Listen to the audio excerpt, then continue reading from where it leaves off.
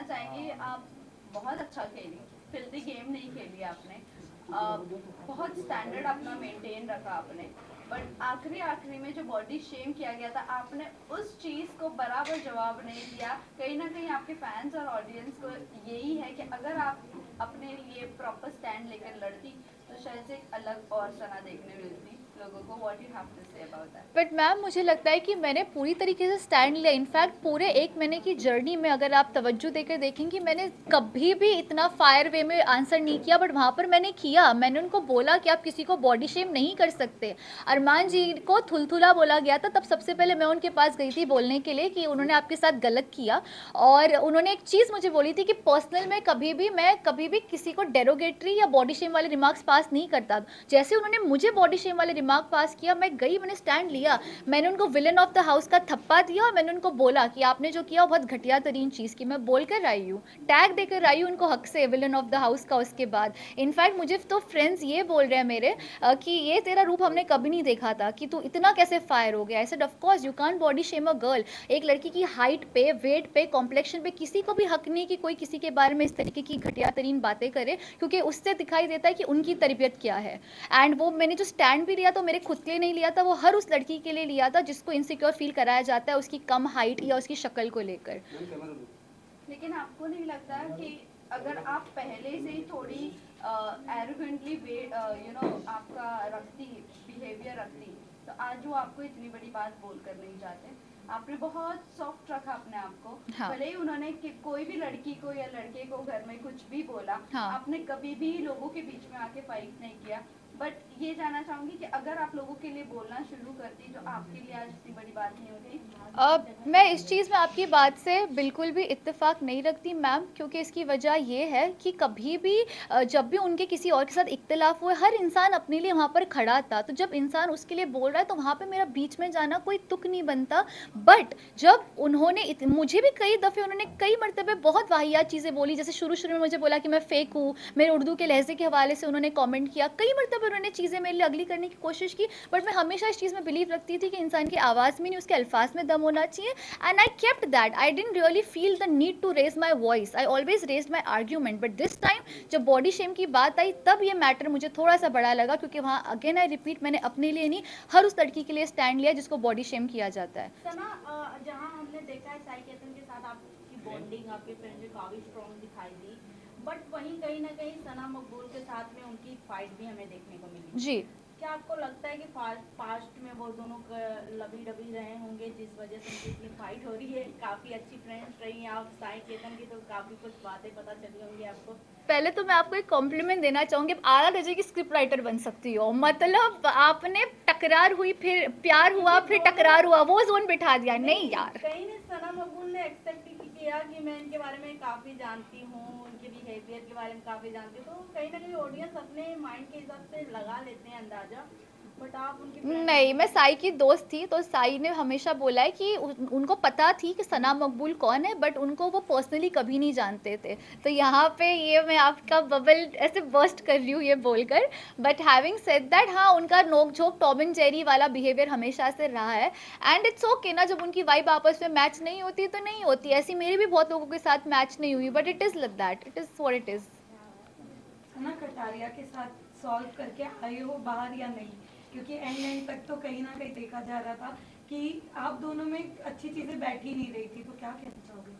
सी, यही बात है कि लव के साथ कभी मैंने बैठने की कोशिश की कभी नहीं की, ना उन्होंने मेरे साथ बैठने की कोशिश की। मैं उनको जानती नहीं हूँ, वो मुझे जानते नहीं है। वो मुझे नॉमिनेट करते थे, लिहाजा मैं उनको नॉमिनेट करती थी। ओके, वो मुझे नॉमिनेट करते थे तो मैं उनको नॉमिनेट करती थी। तो लव के साथ मेरी कोई दुश्मनी एज सच नहीं थी। बट ये था कि हाँ, उनके साथ मेरा कोई इक्वेशन भी खास बैठा नहीं, क्योंकि हमने कोशिश भी नहीं की इक्वेशन बिठाने की। वेल, शिवानी के साथ ऐसा क्या हो गया कि एंड में निकलते वक्त में आपने उनसे कहा कि जो चाहिए था वो तो हो ही गया, तो क्या हो गया था आप दोनों के बीच में? जी, इसका मैं आपको बहुत तफसील से जवाब देना चाहूँगी। एक टास्क हुआ था, एलिमिनेशन टास्क, तो 13 मिनट मुकम्मल करने थे। इसी बीच जो दूसरे कंटेस्टेंट्स थे उनको हमें डिस्ट्रैक्ट करना था। टास्क था डिस्ट्रैक्ट करने का, अग्रीड, और डिस्ट्रैक्ट करते मुझे कोई मसला नहीं था, लेकिन अगर आप बहुत तवज्जो से वो एपिसोड देखोगे और कई वो चीज़ें कट भी की गई जो शिवानी और अरमान जी ने मुझे बॉडी शेम, कुछ चीज़ें आई भी है बट कुछ चीज़ें आई भी नहीं है, तो वहाँ पर वो मेरे मुंह के पास आके डिस्ट्रैक्ट करना कोई मसला नहीं होता। वो मुझे बॉडी शेम अरमान जी कर रहे थे, शिवानी भी उनका साथ दे रही थी बॉडी शेम करने में। इनकी हील देखो, इनका चेहरा देखो, मेकअप लगा के थोप के घूमती रहती है, ऐसे सारे वो कमेंट्स पास कर रहे थे डेरोगेटरी मेरे हवाले से हाइट को लेके। एंड आई स्टिल से कि शिवानी दिल की अच्छी है, वो बड़बोली है, वो दिल की अच्छी। कई मर्तबे वो सोबत में होता है ना कि अरमान बोल रहा है तो मैं भी बोलूंगी, वो सोबत में उसने वो किया। और मुझे बुरा इसी बात का भी लगा कि वो मेरी 4 या 5 दिन पहले अच्छी दोस्त बन गई थी, और मैंने उनको ब्रेसलेट एक दिया था डायमंड का, ये बोल के कि अब तू मेरी आला दोस्त है, बड़बोली है पर दिल की अच्छी। तो उसकी मेरी दोस्ती बैठ गई, तो मैं देख रही हूँ इतनी शिद्दत से मुझे डिस्ट्रैक्ट कर रही है, मतलब इतना दिल से चाहती है कि मैं घर से बाहर हो जाऊँ, और डिस्ट्रैक्ट कर भी रही है, प्लस ऐसे कमेंट्स पास करिए बॉडी शेम वाले। शायद अनजाने में अरमान जी की सोबत में उसने किया, बट वो मुझे तकलीफ हुई क्योंकि अरमान मलिक मेरे दोस्त नहीं थे, शिवानी को मैं दोस्त मानने लगी थी। तो जिसको मैं दोस्त मानूं वो मेरे पे डेरोगेटरी कमेंट पास करो, पूरी शिद्दत से कोशिश करे कि सना घर से बाहर जाए, तो एज अ ह्यूमन नेचर लाजमी है कि मेरी शक्ल पर वो दिख कर आएगा। और मैं फेक इंसान नहीं हूँ कि मैं जानबूझ के जाके फेक हक करूँ, फेक स्माइल करूँ कि हाँ चलो मैं जा रही हूँ, नहीं। मैं हर्ट थी, मुझे बुरा लगा, मैंने दोस्त माना था तुमको और तुमने ये किया तो मैं हर्ट थी। और मैंने ये भी स्टेटमेंट पास किया जैसे कि आपने बोला कि तुम्हारा तो पूरा हो गया ना जो मकसद था, क्योंकि तभी तो वो डिस्ट्रैक्ट इस तरीके से कर रही थी क्योंकि उसको पता था ये नॉमिनेशन नहीं, सीधा घर से बेघर होने वाला टास्क था।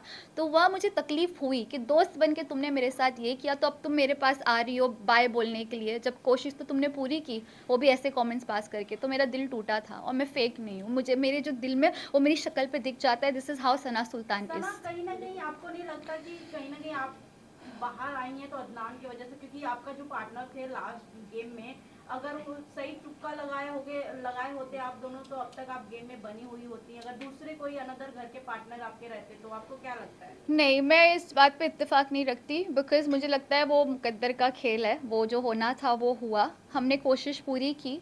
हाँ, मैंने अदनान को बोला ज़रूर था कि अदनान टाइम हो गया है, और 16 मिनट हो गए थे हमारे, मैंने बोला ज़रूर था, थोड़ा सा उसकी तरफ से मिसकैलकुलेशन हुआ होगा, but having said that it's okay, it's part of it. और मुझे कोई इस चीज़ का गिला नहीं है कि मैं 1 महीना 4 दिन रह के आई हूँ, मेरे लिए वो भी बहुत बड़ी बात है। एक कॉन्ट्रोवर्शियल शो में बिना कोई कॉन्ट्रोवर्सी के बाहर मैं क्लीन आई हूँ, ये मेरे लिए भी अच्छी बात है, मेरे जो वालिदैन हैं उनके लिए भी अच्छी बात है। They are proud of me, तो मुझे और क्या चाहिए। My friends are proud of me, people are liking me, that's more than enough for me. Sana, आप विशाल को जब थप्पड़ मारने वाला जी सीन हुआ था, जी आपने कृतिका के साथ और चंद्रिका के साथ बात कर रही थी, और आपने ये कहा था कि आप उसे जानती जरूर हो, हाँ। लेकिन आप ये चीज से नहीं वाकिफ थी कि वो ऐसा भी कर सकता है। यस।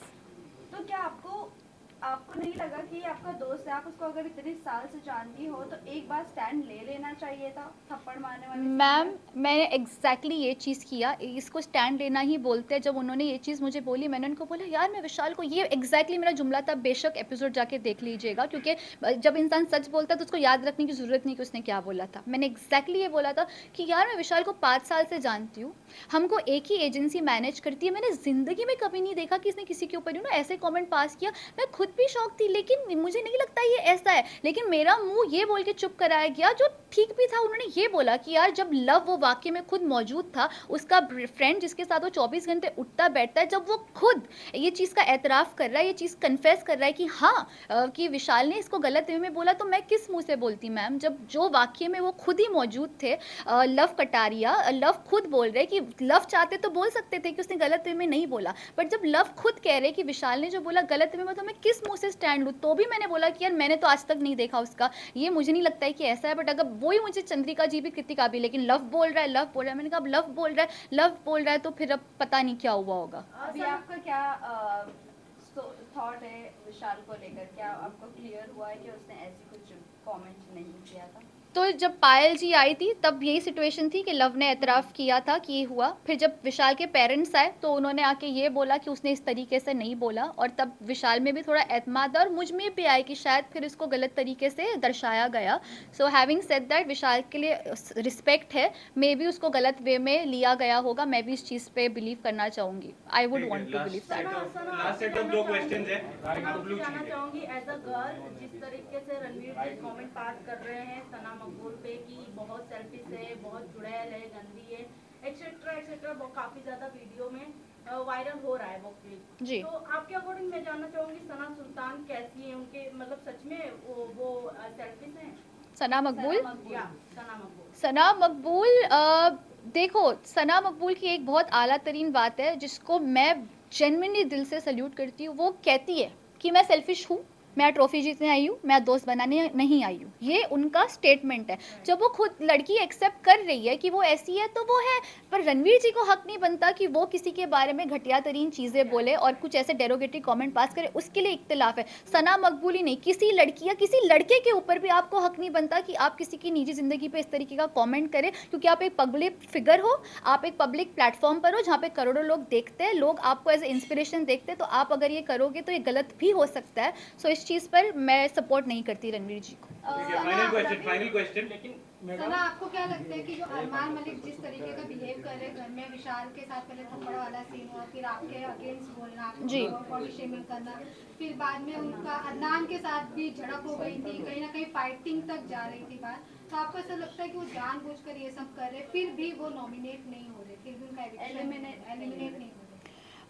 मैं यही बोलना चाहूँगी अरमान मलिक के हवाले से कि वो हिपोक्रेट इंसान है और उन्होंने बाज़ दफ़े ये प्रूफ किया है। दूसरों के हवाले से तो किया ही किया है। मेरा तो पर्सनल एक्सपीरियंस है, साई केतन को मेरे अगेंस्ट मुसलसल भड़काते गए और उस वजह से साई के बिहेवियर में तब्दीली मुझे दिखी। उसके अलावा उन्होंने मुझे बॉडी शेम किया, जैसे कि विशाल के ऊपर उन्होंने किया। तो ये सारी चीज़ें इस बात का प्रूफ है कि वो अपने आप को इतना कॉन्फिडेंटली ओवर कॉन्फिडेंट है कि वो बाहर नहीं निकलेंगे। वो उनके बिहेवियर में दिख के भी आता है। बट पता है क्या, असली जर्नी बिग बॉस में नहीं, असली जर्नी बिग बॉस से बाहर आके चालू होगी कि आप वहाँ क्या छाप छोड़ कर आए हो। तब आप भी हो, मैं भी हूँ, हम देखेंगे कि वो क्या छाप छोड़ कर आए और ऑडियंस उनको किस तरीके से देखती है। ठीक है, चलिए चलिए चलिए। शुक्रिया।